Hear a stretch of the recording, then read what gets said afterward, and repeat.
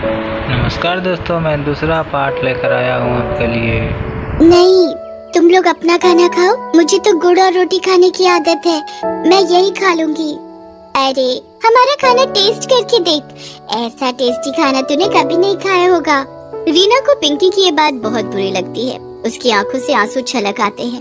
वो चुपचाप अपना लंच बॉक्स लेकर क्लासरूम से बाहर आ जाती है और गैलरी में बैठकर खाना खा लेती है। रीना इसी तरह संघर्ष करके अपनी पढ़ाई कर रही थी। चाहे कितनी भी परेशानियां और रुकावटें आए, लेकिन वो पढ़ाई में हमेशा अव्वल रहती। एक दिन रीना के बाबा, रीना अब 7वीं कक्षा में पहुंच गई है।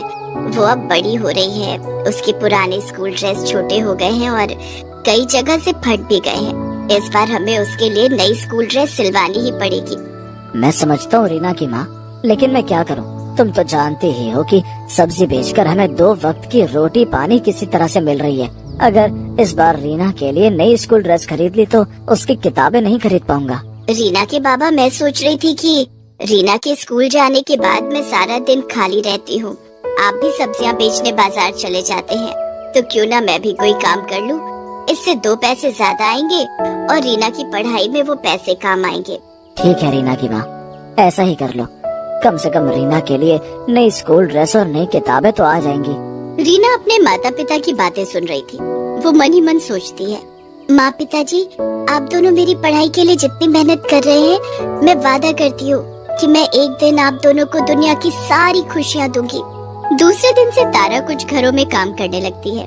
वो दूसरों के घरों में झाड़ू पोछा और बर्तन धोने का काम करती है। तारा ने अपनी मालकिन से कुछ पैसे उधार लेकर रीना के लिए नई स्कूल ड्रेस और नई किताबें खरीदी। लेकिन ये बात रीना की सहेलियों को पता चल जाती है, क्योंकि रीना की माँ जहाँ काम करती थी वो कोई और नहीं, कीर्ति और पिंकी का ही घर था। एक दिन, अरे रीना, नई स्कूल ड्रेस और इस बार तो नई किताबें भी। हाँ, क्योंकि रीना की माँ अब जॉब करने लगी है। उन्होंने कल ही तो मेरी मम्मी से एडवांस लिया था। उन्हीं पैसों से रीना की नई स्कूल ड्रेस और नई किताबें आई हैं। हाँ यार, रीना की मम्मी मेरे घर में भी काम करती है। मेरे घर में आज छोले भटूरे बने हैं। मैंने मम्मी से कह दिया कि थोड़े से छोले भटूरे रीना की मम्मी को भी दे दे। रीना, आज घर जाने के बाद तुझे छोले भटूरे खाने को मिलेंगे। आखिर तुझे भी तो अच्छा खाने का स्वाद पता चलना चाहिए। अच्छा खाना खाकर भी अगर पढ़ाई में मन न लगे तो उस खाने का क्या फायदा। खाना तो वही अच्छा होता है जिसे खाने के बाद दिमाग तंदुरुस्त रहे और पढ़ाई में खूब मन लगे। रीना का 2 टूक जवाब सुनकर पिंकी और कीर्ति का चेहरा देखने लायक था। दोनों सहेलियों ने चुप रहने में ही अपनी भलाई समझी। धीरे धीरे समय गुजरता गया और रीना 7वीं से 8वीं और 8वीं से 9वीं और 9वीं से 10वीं कक्षा में आ गई। वो हर कक्षा में अव्वल आती। रीना बेटिया, तू अब 10वीं कक्षा में आ गई है। खूब ध्यान से पढ़ाई करना। तुझे अपनी पढ़ाई आगे भी जारी रखनी है। पिताजी, मैं खूब मेहनत करूंगी। आप देखना, मैं पूरे स्कूल में टॉप करूंगी। रीना खूब मेहनत करने लगी। शाम को स्कूल से आने के बाद वो पढ़ाई में जुट जाती। क्लास में टीचर के पूछे गए हर सवाल का रीना सबसे पहले और सही जवाब देती। पैदल स्कूल आना और पैदल घर जाना भी रीना के हौसले को तोड़ता नहीं, बल्कि और बढ़ा देता था। धीरे धीरे दिन बीत गए और 10वीं की परीक्षा का दिन भी आ गया।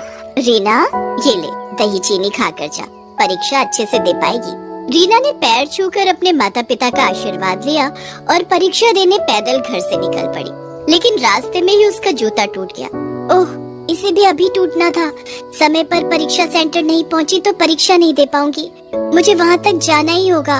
रीना ने अपने टूटे हुए जूतों को उतार कर हाथों में ले लिया और खाली पैर ही परीक्षा सेंटर की तरफ जाने लगी। चलते चलते उसके पैरों में छाले पड़ गए, लेकिन रीना के कदम परीक्षा सेंटर पर जाकर ही रुके। रीना ने अच्छे से अपनी परीक्षा दी। दूसरे दिन वो अपने पैरों में पॉलीथीन बांधकर परीक्षा सेंटर पहुंची, क्योंकि नए जूते खरीदने के लिए उसके पास पैसे नहीं थे। इस तरह से रीना ने 10वीं की परीक्षा भी दे दी। कुछ दिनों के बाद जब परीक्षा का रिजल्ट आया क्लास में, रीना, तुम बहुत होनहार और मेहनती हो। आज तुम्हें तुम्हारी मेहनत का फल मिला है। तुम इस स्कूल में ही नहीं, पूरे राज्य में 10वीं की परीक्षा में अव्वल आई हो। देखो, अखबार में तुम्हारी फोटो छपी है। मैडम ने रीना और पूरे क्लास को अखबार में रीना की फोटो दिखाई। इतना ही नहीं, आगे की पढ़ाई के लिए तुम्हें सरकार की तरफ से स्कॉलरशिप भी दी जाएगी। ये सब सुनकर रीना बहुत खुश हुई। वो खुशी खुशी जब घर पहुंची तो उसके घर के बाहर मीडिया वाले उसका इंटरव्यू लेने के लिए इकट्ठा थे। सबने बारी बारी से रीना का इंटरव्यू लिया। रीना की कामयाबी से उसके माता पिता बहुत खुश थे। रीना ने स्कॉलरशिप की मदद से पहले 12वीं और फिर कॉलेज की पढ़ाई पूरी की। अगला पार्ट देखने के लिए लाइक कीजिए और चैनल को सब्सक्राइब कीजिए।